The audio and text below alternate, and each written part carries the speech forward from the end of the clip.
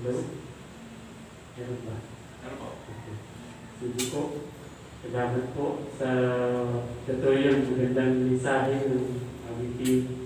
Talaga pong nakakasabik na umawit ng mga ganang awitin na kakasama tayo ng pisikal.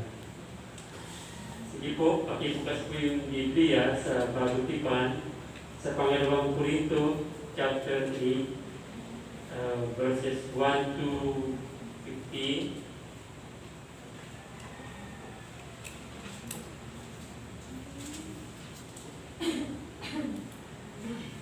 Pangalawang Korinto, kabanatang 8, talatang 1 hanggang 15. Basahin ko po at sundan po ninyo. Ito po ang sinasabi ng salita ng Diyos sa sulat ni Apostol Pablo sa pangalawang Korinto. Paano dapat magbigay ang isang Kristiyano? Talatang 1, ibig kong ibalita sa inyo, mga kapatid, ang nagawa ng pag-ibig ng Diyos sa mga iglesia sa Macedonia. Dumanas sila ng matinding kahirapan at ito'y isang mahigpit na pagsubok sa kanila. At sa kabila ng kanilang paghihikaos, masayang-masaya pa rin sila at bukas palad sa pagbibigay. Sila'y pusang loob na nagkapuloy, hindi lamang ayon sa kanilang kaya, kundi higit pa. Alam ko ito pagkat may titilang ipinamanhid sa akin na sila'y bigyan ng pagkakataong makatulong sa mga kapatid sa Judea. At higit pa sa inaasahan ko, nilaan nila ang kanilang sarili muna sa Panginoon at pagkatapos sa amin, ayon sa kalooban ng Diyos. Kaya pinag-uusapan ko si Tito, yamang siya ang nagsimula nito, na kayo'y tulungan niya hanggang sa malubos ang pagkakawagawa ninyo ito. Kayo'y tanyag sa pananampalataya, sa pagpapahayag, sa kaalaman, sa kasipagan, at sa inyong pag-ibig sa amin. Sikapin din ninyo manguna sa pagkakawagawa. Talatang 8, hindi sa inutusan ko kayo. Sinasabi ko lamang sa inyo ang ginagawang pagtulong ng iba upang masubok ang katapatan ng inyong pag-ibig. Alam ninyo kung gaano kalaki ang pag-ibig ng ating Panginoon Kristo na bagamat mayaman ay nagpakadukha upang yumaman kayo sa pamagitan ng kanyang kalupaan. Talatang 10, ito ang payo ko tungkol diyan. Ipagpatuloy ninyo ang inyong pangingilak sa nasinimulan ninyo noon pang isang taon. Kayo ang nanguna, hindi lamang sa pagsasagawa nito, kundi maging sa pagbabalak. Kaya ituloy ninyo ito. Ang sigasig na nakita ninyo sa pasimula ay panatilihin ninyo hanggang sa matapos. Magbigay kayo ayon sa inyong makakaya, sapagkat kung bukal sa kalooban ng bibigay, tatanggapin ng Diyos ang inyong nakayanan. Hindi niya hinihintay na magbigay kayo ng hindi ninyo kaya. Hindi sa ibig kong mag-aanan ang iba at mapilitan naman kayo. Masagana naman kayo ngayon, malapat lamang na tulungan ninyo ang mga nangangailangan. Kung kayo naman ang mga ilangan at sila'y managana, sila naman ang tutulong sa inyo. Sa gayon, pareho kayong makatutulong sa isa't isa. At naganap sa inyo ang sinabi ng kasulatan. Ang nagtipon ng marami ay hindi lumabis, at ang nagtipon ng kaunti ay hindi naman kulang. Salamat po, O Diyos, sa inyong mga salita.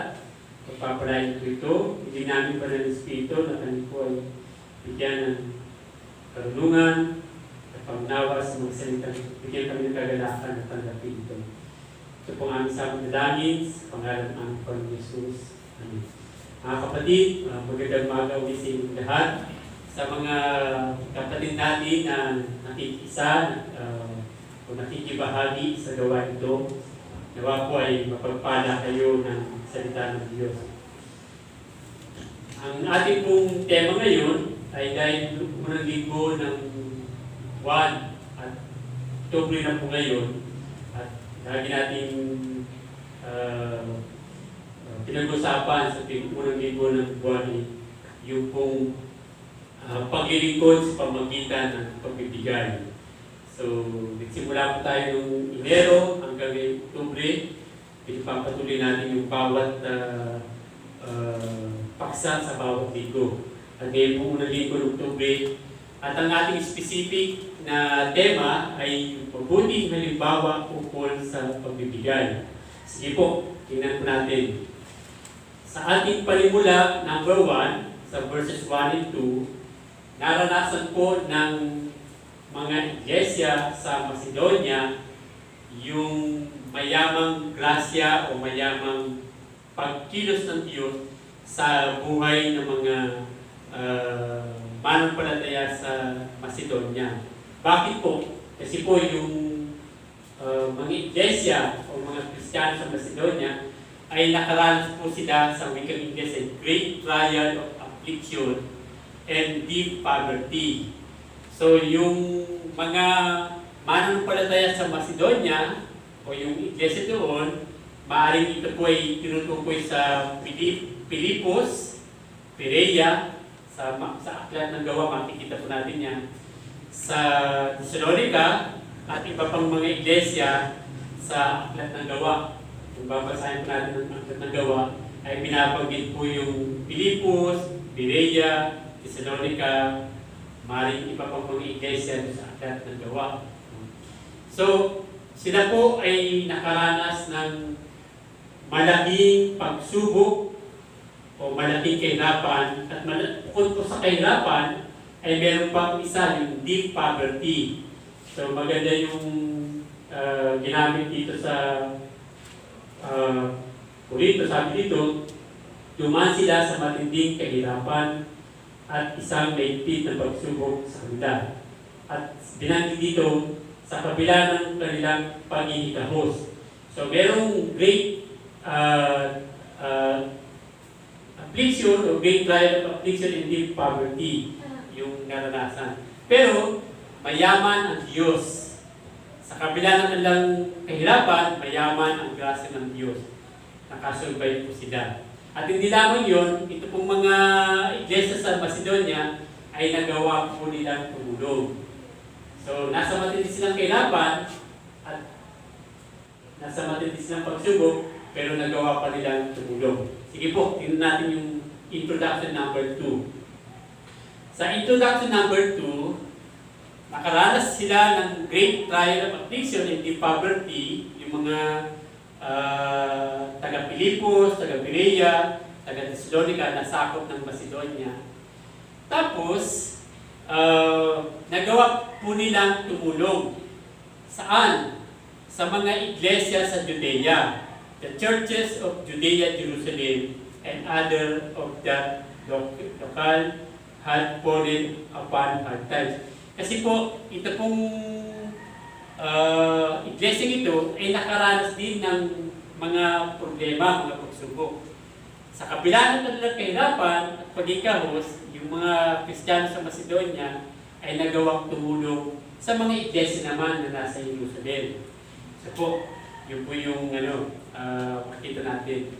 So napakagandang prinsipyo, naghihirap sila, naghihikaw sila, hindi binanggit ko anong eksaktong affliction. Ito ba'y iusig yung kanilang pananampalataya dahil sa pagsunod nga nila sa Panginoon, walang eksakto sinabi. Pero merong affliction at merong pagkikahos. Pwedeng spiritual, pwede din economic na kahirapan. Siguro magandang isipin natin para mas masakyan natin yung sitwasyon natin. Pwede natin sabihin yung affliction ay yung health, pandemic. Dahil pandemic, affliction, health, merong economic na aspeto ng kahirapan o pagkikahos. So parang ganun po yung karanasan. Hindi lang dinipay kung ang klase affliction, pero great affliction po. Sige po, tingnan natin yung introduction number 3. Tapos ginawang halimbawa ni Apostol Pablo yung mga iglesia sa Macedonia o yung mga Kristiyano sa Macedonia bilang pampalakas loob sa Korinto naman. Kaya nga itong Korinto ay sumulat si Pablo para padalahanan na merong mga iglesia pa, maliban sa Korinto, may mga iglesia pa na nakaranas ng kalungkutan, kahirapan, ng pagkikaw. Yun nga yung mga taga-Macedonia. At ginamit yun ni Pablo na sila ay makatulong pa sa iglesia naman ng Judea sa Jerusalem. So parang tatlong iglesia, no? Macedonia, Judea, tapos Corinto naman. Inuunay ni Pablo po yun.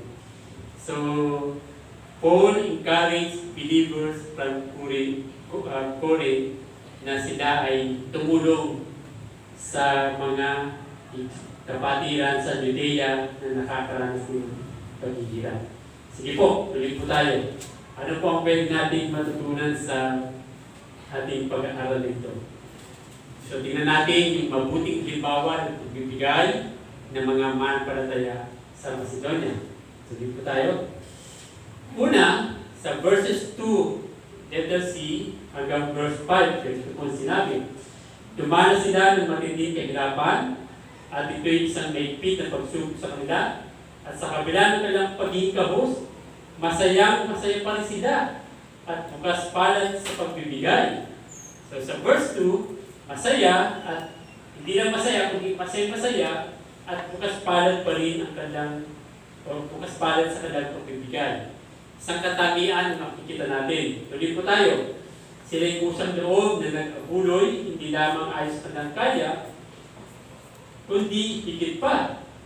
At alam ko ito pagkat maigpit nilang pinamali sa akin na sila'y bigyan ng pagkakataong makatulong sa mga kapatid sa Judea. So binanggit yung Judea, ibig sabihin talagang may suffering din, may pagkikahos, may ekonomiya na aspeto ng paghihirap. So, Macedonia, naging mabuting halimbawa para sa mga Korinto. At inikas ng ni Pablo yung mga Korinto na sila din ay magpatuloy sa kanilang pagbibigay o pagtulong. Kasi nagawa na nila ito. Isang taon na ang lumipas, kaya lang tila na antala yung plano ng mga Korinto na tumulong. Kaya nag-remind ulit, inikalso ni Pablo na ituloy ninyo yung inyong sinimulan. Ipagpatuloy ninyo kasi dasil pa yun, parang ganun sinasabi niya. Ipagpatuloy ninyo kasi nabibinbin yung inyong pangingilak o yung inyong pangungulekta o yung inyong pag-aabuloy na nabinbin, naputol, na antala. Kasi kayo yung nagpasimula nito. Ituloy ninyo para makarating yung tulong. Okay? So, kita natin sa verse 4, tingnan po natin, 4 and 5. Maigpit ang kanilang ipinamanhid sa akin, nabigyan sila ng pagkakataong makatulong sa mga kapatid sa Pilipinas. At higit pa sa inaasahan ko, inalaan nila ang kanilang sarili, una sa Panginoon, pagkatapos sa amin, ayon sa kalooban ng Diyos. So, ganito po yun. Yung verses 2 and 5, sinamarize natin sa dalawang puntos. Una, tama ang kanilang puso. Yung kanilang puso, yung the heart is right. Tama sa kanilang pagtulong. Yung mga Macedonia, sa kanilang pagtulong sa Judea o sa mga taong nahihirapan sa mga kapanunan, meron silang tama ang kanilang puso sa pagtulong. Bakit tama? Kasi sabi po dito sa text natin, masaya. They were glad to give generously. So tama ang kanilang pagtulong kasi tama ang kanilang puso sa pagtulong sa mga kapatiran.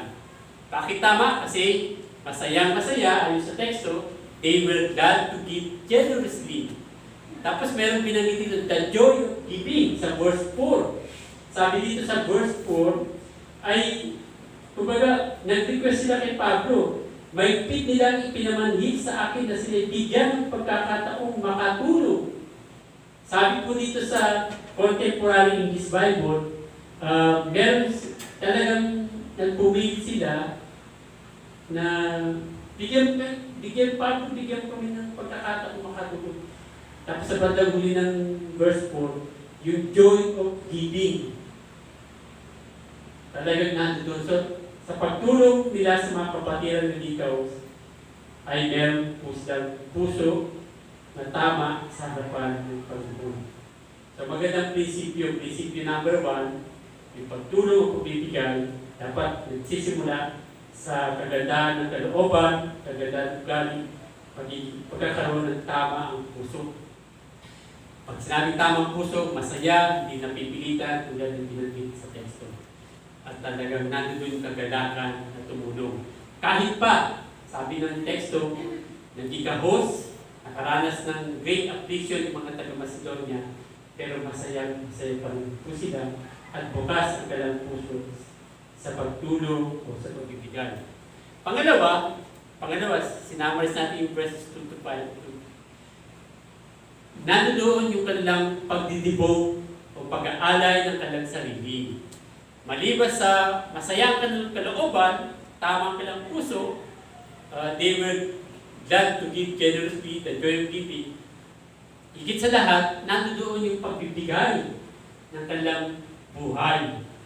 Sabi po sa verse 5 ganito, at higit pa sinasahan ko, inilaan nila ang kanilang sarili. So, napakagandang prinsipyo. Una-una, inilaan nila ang kanilang sarili sa Panginoon.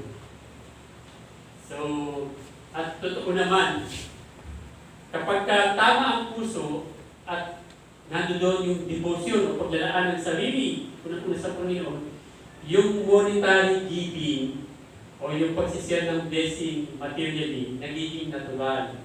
Kasi masaya ang puso tama eh. Bakit tama ang puso? Kasi inilaan ang buhay sa Panginoon. Mahirap po pagka hindi nakalaan ang buhay sa Panginoon, mahirap ang bigay. Talagang medyo maninipag din, di ba? Pero kung unang-una inilaan ang buhay, ang sarili sa Diyos, nagiging natural yung monetary giving, no? Yung pagdalaan ng blessing sa mga taong nangangailangan din. At kasunod dito, kasunod ng paglalaan nila ng kanilang sarili, una sa kay Kristo, ay inilaan din nila ang kanilang sarili sa likod ng Panginoon, sa likod ng ating Panginoon. So, magkasama itong dalawang ito. Inilaan ang buhay kay Kristo at inilaan din nila ang kanilang buhay sa mga likod ng Panginoon. Naalala niyo yung sa Old Testament kay Moises, yung tithes na nilistas natin. Lagi sinasama yung mga taga-Levita.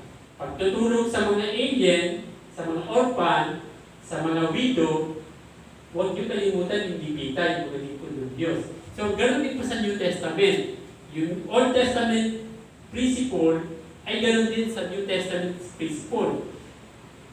Ginagawa yung pagbibigay sa Diyos, pero lagi kasama din yung lingkod ng Panginoon. So, tamang puso at nandoon yung pagdanaan ng kanilang buhay sa Panginoon. Kasunod dito, pagkatapos ito, ay sa amin, ayon sa kalooban ng Diyos. So, nandoon yung talagang kagandahan ng kanilang kalooban at kanilang dedikasyon ng kanilang buhay para sa Panginoon at sa gawain ng Panginoon. Kasi po, hindi po mas mahirap talaga na magdaan ng pagtulong kung hindi daan muna ang buhay sa Diyos at sa ministeryo ng Panginoon. Kasi bakit ba magbibigay kung hindi naiintindihan yung ministeryo ng pagbibigay, yung the ministry of giving? Pag hindi naiintindihan yun, ay may question din. No? Pag hindi tamang ka-expand, hindi tamang puso, hindi na ilalaan ang buhay sa Diyos, napaka-mahirap gawin yung ganong klase. Pero pagka naiintindihan yung pag-ministeryo sa pamalitan ng pagbibigay, nagiging natural po. Sige po, tuloy po tayo. Tapos sa verses 6, sabi po dito, binanggit si Tito. Titus the starter. Si Titus po ang nagpasimula. Ibig sabihin, binanggit dito si Tito, kaya pinakiusapan ko si Tito, yamang siya ang nagsimula nito. Si Tito po ay in-encourage niya rin yung mga taga-Corinto na tumulong sa mga nangangailangan iglesia o sa mga Kristiyano. Nagsimula naman at pinalano ng mga Corinto. Kaya lang, nagsimula, nagplano, pero walang execution. Hindi na-implement, nabinting nga. Kaya nga ang challenge ni Pablo pagdating dito sa iba pang mga talata, verse 10, at ito ang payo ko tungkol dyan. Ipagpatuloy ninyo ang inyong pangingilak na sinimulan noon pa 1 taon. Kayo ang nanguna, hindi lamang sa pagsasagawa nito, kundi maging sa pagbabalak. So, nagplano sila, kaya hindi nagpatuloy. Ipagpatuloy, sabi ni Pablo. Kasi sinimulan yun ito eh. Kumbaga, nag-raise sila nagkaroon sila ng fundraising. Yan. Parang ganon. Nangalan sila ng mga pondo, nagdikong-dikong, pero nabimbing. At si Titus ay siya yung nagpasimula na nag-ingkan sa mga Corinto. At pakiusap ni Pablo na, Tito, ipalot mo yung kanilang sinimulan na fundraising program para sa pagtulong. Yung benevolence, makarating yung tulong sa mga namatayan man, o mga nagkasakit, o kung anong affliction, meron yung parang yun. So, pinakiusapan para na-encourage ulit mga Sa verse 7 naman, binotivate ni Pablo, motivasyon ni Pablo, na palalanan, motivasyon at paalala na sa mga Christian verse 7, sabi niya, kayo'y tanyag sa pananampalataya. Kayo'y tanyag sa pananampalataya, sa pagpapahayag, sa kaalaman, sa kasipagan, at sa inyong pag-ibig sa amin. Sikapin din niyong manguna kayo sa pagkakaunawa. So, sinasabi ni Pablo, kumbaga, kilala kayo. Kilala yung pananampalataya ninyo. Kilala yung kasipagan ninyo. Kilala yung inyong kaalaman. Kilala yung inyong pag-ibig. Dapat mas makilala pa rin kayo sa inyong generosity. Alam ng mga tao na yung pag-ibig ninyo, pananampalataya ninyo, paghahayag ninyo, yung karunungan ninyo, alam niya ng mga tao. Pero sana mas lalo pang makita yung inyong kasipagan sa pagkakaunawa. Kasi nga, nabimbing nga, naudlot, o na hindi na ipagpatuloy. Kaya sabi ni Pablo, itong payo ko, ipagpatuloy ninyo. Kasi kayo ang nagplano nito. At si Tito, pinakusapan ko na paano gagawin, paano sabihin ni Pablo. Pagdating po dito sa verse 8, sabi ni Pablo, hindi sa inutusan ko kayo. Okay? Kaya sinasabi ni Pablo na hindi ito utos, kundi pagpapakita ng halimbawa at ginagamit kong halimbawa yung Macedonia para ma-test yung inyong doubt, sabi ni Pablo sa verse 8. Hindi sa inutusan ko kayo, sinasabi ko lamang sa inyo ang ginagawang pagtulong ng iba upang masubok ang katapatan ng inyong pag-ibig. Ito po yun, the proof of their love. Yung pruweba ng kanilang pagmamahal, kasi sabi ni Pablo, kilala kayo eh. Alam ng mga ng ibang lugar na mayaman kayo sa pag-ibig. At ipakita ninyo yung katapatan ng inyong pag-ibig sa pamagitan ng pagbibigay. So the proof of love ay nasa pagbibigay. Kumbaga, well-known or famous yung mga Corinthian sa faith, maaaring matatag sila sa pananampalataya, kaalaman, maaaring maraming mga Bible teachers sa kanila siguro o tagapagturo, kasipagan, ano pa ba, pag-ibig, pero sikapin din ninyo manguna kayo sa pagkakaunawa. Itagdag daw yung generosity. Paalala po, Hindi ito tungkol sa tithes, kundi higit pa sa pagka-tithes. Ito ay tungkol sa giving. Yung tithe ay maliit lamang na bahagi ng giving. Pero yung giving ay malaki. Yung tithe na nakapalagdan sa giving. Yung giving kasi, una, pag sinabi giving, pagbibigay ng oras, pagbibigay ng buhay. Ito pong September, kung buwan September ay tatlong patay, necrological ang ating napuntahan. Kay Pedro, at sa Luzon. Siyempre, maraming tao yung mga yun. Siyempre, pag kami mga ganun tao, siyempre, kailangan mong pagandaan sa sarili mo. Kaya kailangan mo yung vitamins. Uminom ka ng ivermectin. Kasi may ivermectin kung binigay sa atin. No? Mamaya, may dala po kaming ivermectin. Kung sabi ni Doc Banya sa Luzon, every 10 days uminom. Kasi mga prone tayo na tayo sabi. Tayo mga sumasabot sa mga maraming tao. So every 10 days, ay inom ng isang ivermectin. Pwede rin once a week, pero every 10 days. Yan. Binom ako noong September 22. Pero bibila ako ng pagkatapos niyan, natin inom. Para may panlaban. Para pag kami mga imbitasyon na naman, Pastor, punta ko kayo dito. Ayan. Plus vitamin C.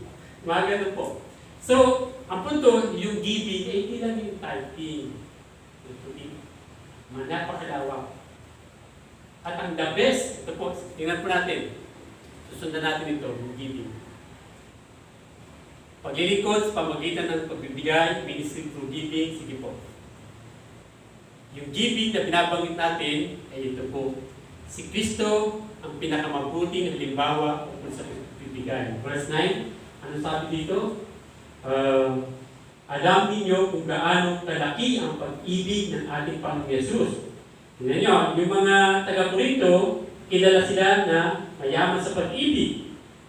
Kung mayaman sila sa pag-ibig, ipakita nila sa paraan sa pagbibigay. Anong sino yung best example? Verse 9, si Jesus. Alam ninyo kung gaano kalaki ang pag-ibig ng ating Panginoon Yesus Kristo, na bagamat mayaman, ay nagpakaduka upang yumaman kayo sa pamagitan ng kanyang karunungan.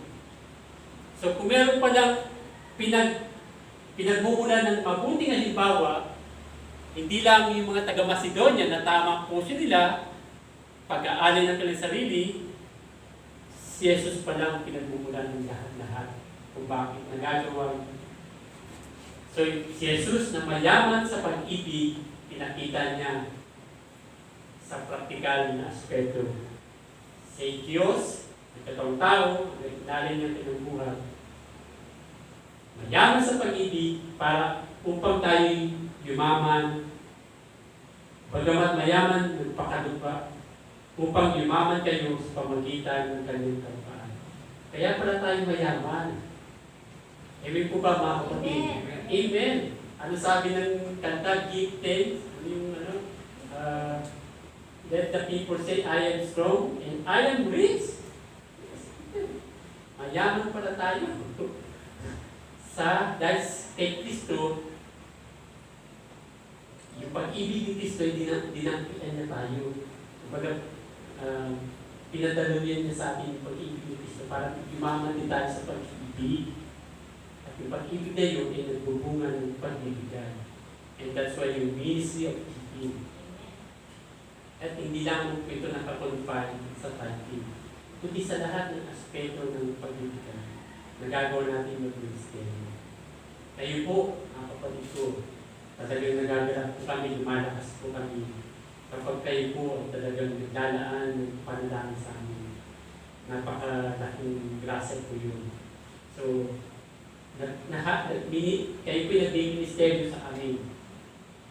Hindi lamang po ako, as possible. Kayo po mismo ay ginagawa ninyo yung inyong ministry of giving. So, ganun po, yung mayaman tayo, sa pagbibigay. Bakit? Kasi naiintindihan natin yun. Kasi inalin natin ating buhay, ating sarili sa Panginoon. Hindi po magiging madali magbigay at hindi rin magiging tamang ating puso kung hindi dahil kay Kristo. Kasi siya yung best example ating pagbibigay. Sige po, pangunin na lang po. Para sa ating pong challenge at conclusion, ito pong mga nakaraang panahon, ano, marami tayong mga kapatid na kinuha ng Panginoon. Si Mama Nietzsche, mga sunod-sunod na yan. Talagang yung marinig natin, mabalita natin. Balita pa lang, talagang nakakaramdam na, nakalipot na. Alam niyo po, naging pagka nag-chat-chat sa council, ano ba natin pwede parang actually, hindi lang mga nakarapon, yung mga kapatid tayo ng COVID, ang freedom part talagang tayo po. Actually, hindi lang tayo freedom part. Hindi po yung mga sa amin, pag-akit tayo ng biting tulong sa ating mga pastor. Diba? Not to mention na yung mga pangalan, pero ang freedom po, tayo po ay nakakapag-ministeryo. Maliit man yan na bahagi, yung ultimang halaga na ibibigay. Pero ang freedom part ay nakakapag-ministeryo po tayo sa pamagitan ng pagtulong. At ipagpatuloy po natin yan. Bahala pa ito. Wala kung ano mamaya magiging report, no? Tingnan natin mamaya yung report. Pero parang doon, no? Talagang yan ay kasama sa ating pag-ministeryo yung pagbibigay. Kaya pagka magtatanong na kay Chairman, may parang ka, ano ba pwede natin ngayon dyan? Makaabot man lang tayo. Ay, konti lang. Kapagod tayo. Check muna, no? Eh, ganun po talaga eh. Pag wala naman talaga may pili, may pili. Pero ang punto ay ganito. Ito po yung inilagay ng Diyos sa atin. Diba? Mga kapatid, no? Sa mga tahanan, okay? Kung kayo po yung mapapakinggan ninyo itong mensahe ito, challenge din po. Pwede nyo sabihin eh, Pastor, wala na nga po eh. Kaya na ng COVID-19, yung pandemic, wala. Naiintindihan po yun ng Panginoon at naiintindihan po natin. Lahat po tayo Kristiyano. Pero huwag mawawala yung ministeryo ng pagbibigay. At ang pinang part, tayo hindi naman tayo mayaman, no? Sa material, pero nandun po ang ating sa abot ng ating makakaya. Ang mahalaga lang, yung tama ang ating puso, masaya po tayo, at tumutulong, at patuloy natin nilalan ang ating sarili. Kung bakit natin ginagawa yan, merong Kristo na siyang pinakamahinang o mabuting halimbawa ng paglilingkod sa pamagitan ng pagbibigay. Salamat po, aming Diyos, sa iyong dakilang pag-ibig. Napakayaman ninyo sa pag-ibig, pero kayo'y naging mahirap o dumanas ng kahirapan para naman kami ay madaluyan ng pag-ibig din. At yung pag-ibig na yan ay dadali naman sa ibang mga tao. O aming Diyos, pagpalain niyo po, hindi lamang po material blessing ang freedom part Bible Church. Yung mga young professional, yung mga estudyante, mga magulang, nagtatrabaho, yung mga walang hanap buhay, doon, magkaroon ng pagkakataan. Pagpalain po ang freedom part Bible Church. At punuin niyo kami ng pag-ibig, para pag-ibig na yan ay mas magagamit kami. Malaman na ang freedom part ay merong Kristo, na merong Diyos na buhay. Hindi nagpapabaya, hindi nagpapala, ibigin ko papala.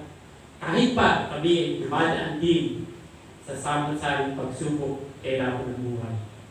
Ang freedom part ay blessing, channel of blessing sa iba't ibang kaparaanan.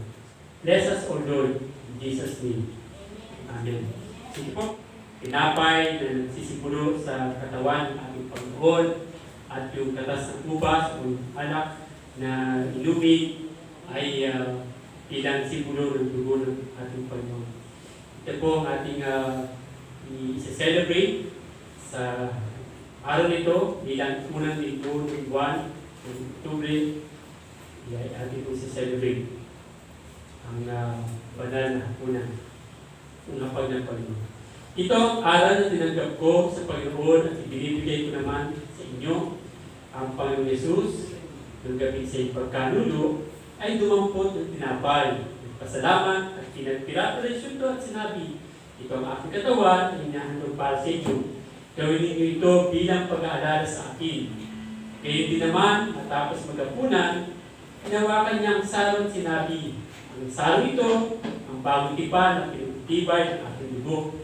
Kung ilumin ninyo ito, gawin ninyo ito bilang pag-aalala sa akin, sapagkat tuwing kakain kayo ng tinapay nito at iinom sa sarong ito, ay pinahayag ninyo ang kamatayan ng Panginoon hanggang sa huling pagparito niya. Mga kapatid, ang kadakilaan ng pag-ibig ng Diyos sa pamagitan ng kanyang putunan si Jesus ay ating pong i-celebrate sa pamagitan ng ating pagsasalo-salo sa hapag ng Panginoon. Tayo po yung kumuli at manalangin. Salamat po o Diyos sa iyong mayamang grasya sa amin. Salamat po o Diyos sa panahon ng pandemya na kami po ay talagang nakikipaglaban sa ganitong sitwasyon at apektado po ang ekonomiya ng mga kabuhayan, pero mayaman ang iyong pag-ibig sa amin.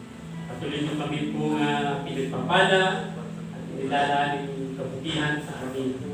O Diyos, nawa po sa pamagitan ng mga simbolong ito ay dadaloy ang iyong pag-ibig sa aming mga buhay upang ang mga tao din ay madapian ng iyong pagmamahal sa iba't ibang kaparaan. Salamat po kung ang samang dalangin sa pangalan ng Panginoon Jesus. Amen.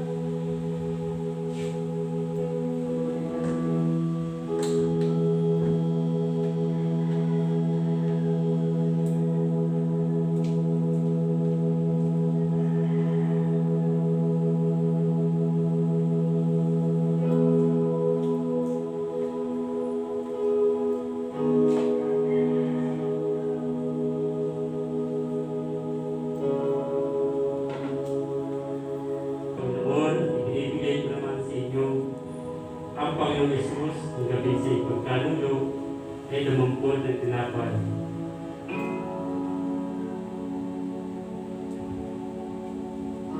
Nagpasalamat at pinagpira pero sa ito at sinabi, ito ang aking katawan na hinahandog para sa inyo, gawin dito bilang pag-aalala sa akin. Mga kapatid, salamat sa dakilang pag-ibig ng Diyos sa atin, upang tayo din hindi umaman dahil sa kanyang pagmamahal sa atin. Mga kapatid, ang munting tinapay nito, nagsisigulo sa katawan ng Panginoon Jesus na nabayubay sa krus para sa ating mga kasalanan. Ating po kami.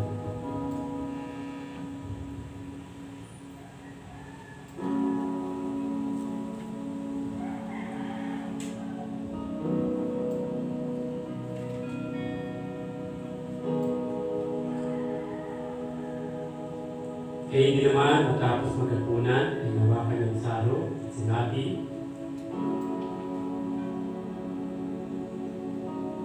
ang saro ito, ang bagong tipan, ang titibay, ang dugo, kung inumin ito, gawin ito bilang pag-aalala sa akin. Mga kapatid, salamat sa dakilang pag-ibig ng Diyos sa atin upang tayo din umaman dahil sa kanyang pagmamahal sa atin. Ang munting katas ng bukas ito ay simbolo ng dugo ng ating Panginoon Jesus na nabuo sa krus ng Kalbaryo para sa ating mga kasalanan. Ating Panginoon.